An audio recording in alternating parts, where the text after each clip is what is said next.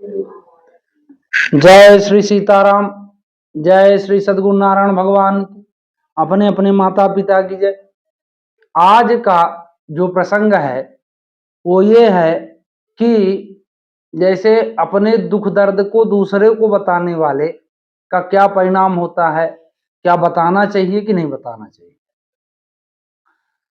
तो आप लोग ये मानो या ना मानो, दुनिया में अपना दुख दर्द किसी दूसरे को बताने वाला बहुत बड़ा बेवकूफ है। क्यों? क्योंकि आप बताओगे वो दूर कर नहीं पाएगा, दुख दूर कर ही नहीं सकता। हाँ, कुछ दुख ऐसे हैं, जैसे मान लीजिए कि आपको कुछ पैसे की जरूरत है, आप उससे दुखी हैं, तो अपने जो सगे संबंधी हैं, आपके मित्र हों और संपन्न हैं, ये दुख बताना चाहिए। पर कुछ ऐसे दुख होते हैं जैसे शारीरिक कष्ट हो गया, मानसिक कष्ट हो गया, इनको बताने से कोई आपका दुख दूर नहीं कर सकता। ठीक, आल औलाद का कष्ट है, किसी के लड़के बच्चे नहीं हो रहे, यहां वहां भटकोगे, ये कष्ट दूर नहीं हो सकते। कारण कि को नहीं सुख दुख करदाता, निज कृत कर्म भोग सुन भ्राता। ना कोई किसी को सुख दे सकता, ना कोई किसी को दुख दे सकता। अपना ही किया गया कर्म वो आपको सुख देगा, आपको दुख देगा। रही बात ये कि फिर अगर बताना ना हो, मतलब अगर ना बताना ही सबसे सही है, तो दुनिया में मित्र, माता पिता, गुरु क्यों बनाए जाते हैं? तो इनसे बताना चाहिए, जो परम मित्र हो। मित्र भी कई प्रकार के होते हैं। मित्र की परिभाषा आज ये नहीं कि गले चलते फ्रेंड बोल देते हैं वो मित्र हो गए, नहीं, मित्र वो नहीं है। मित्र का मतलब है कि जो अपने दुख को शून्य समझे और मित्र के दुखी से दुखी हो। जे न मित्र हो, सुग्रीव और राम जी की जब मित्रता हुई थी तो उसमें एक चौपाई है कि जे न मित्र से मित्र दुख होय दुखारी, तीनहि बिलोकत पातक भारी। जो ऐसा मित्र मित्र नहीं है जो दूसरे के दुख से दुखी ना हो, ऐसे मित्र को आप अपना दुख बता सकते हो। माता पिता को बता देना चाहिए, गुरु को बता देना चाहिए। 4 व्यक्तियों को आप दुख अपना बताओगे तो कुछ ना कुछ इसमें लाभ होगा। पर मित्र हो, मित्रता कैसी होनी चाहिए? जैसे मित्रता पहले जमाने में कहते थे कि रस्सी और बाल्टी जैसा होना चाहिए, कि मतलब वो अपना गला फंसा के और पानी निकाल लाती है। तो ऐसा मित्र हो तो बता दो, क्योंकि विश्वास पात्र मित्र को औषधि, खजाना और माता कहा गया है। हम लोगों ने पढ़ा था, औषध भी कहा गया है, खजाना भी कहा गया, माता भी कहा गया। बहुत बड़ा महत्व है मित्रता का। अब जो सबसे कहते फिरते हैं, जैसे कुछ दुख हो जाए जिससे से पाए, जिस मतलब उसी से बोलने लगे, उनका वो उपहास का पात्र बन जाते हैं।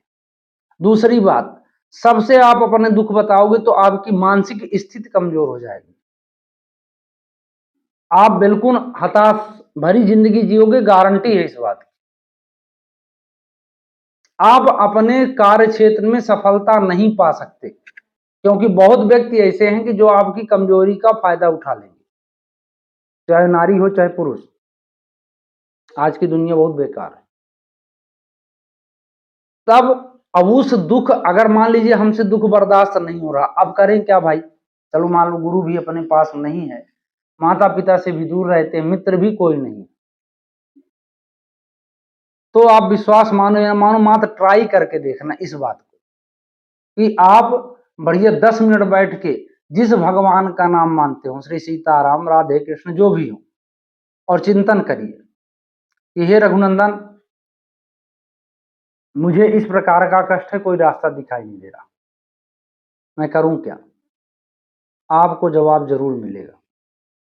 हाँ, कर्म आपके सुकर्म होने चाहिए। किसी का आशीर्वाद आपका जीवन नहीं बदल सकता।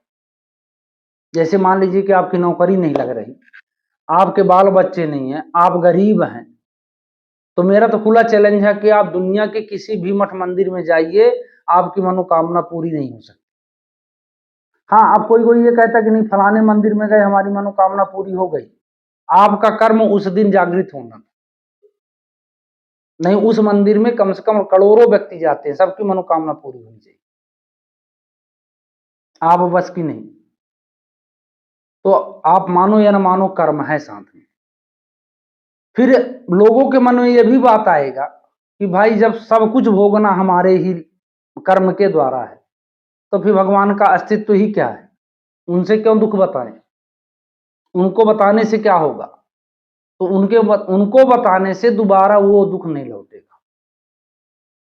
विश्वास मानो, अगर आपके मन में कहीं दूसरा स्थान ना हो मात्र प्रभु के अलावा, ये खुला चैलेंज है इस बात का कि दूसरा स्थान ना हो, मतलब उस दुख को आप ये मानते हो कि श्री सीताराम ही दूर कर सकते हैं, श्री राधे कृष्ण ही दूर कर सकते हैं, श्री भोलेनाथ ही दूर कर सकते हैं, दूसरा मन में भी भाव न आए, तो विश्वास मानो आपको वो दुख पराजित नहीं कर सकता, आप टूट नहीं सकते, उस दुख का निवारण होगा ही होगा।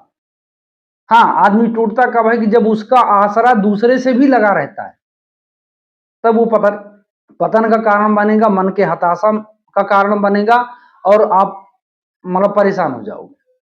तो मेरी बात मानो कि सब दुखों को भगवान के चरणों में अर्पण कर दो, और एक विश्वास बना लो, एक भरोसो एक बल एक आस विश्वास, एक राम घन श्याम हित चातक तुलसीदास।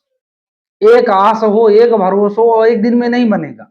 आप मन में देरी कम से कम 10 मिनट का ध्यान करो और मन में सोचो कि मेरे मन का ही सब खेल है। देखिए, तो आप मन में सोचोगे कि अगर ये परेशानी है तो मेरा मन सीधे राम जी की तरफ भागेगा, राम जी ही उद्धार कर सकते हैं, ये 100% सत्य है। डेली मन को आप 10 मिनट समझा के देखो, तो कुछ दिनों बाद आपकी ये स्थिति बनेगी कि आपको थोड़ा सा भी कष्ट होगा तो यहां वहां मन में जाएगा ही नहीं, क्योंकि आपने परिचय मन का करा दिया श्री सीताराम से, वहीं भगेगा वो, और 100% आपका वो दुख दोबारा लौट के नहीं आएगा।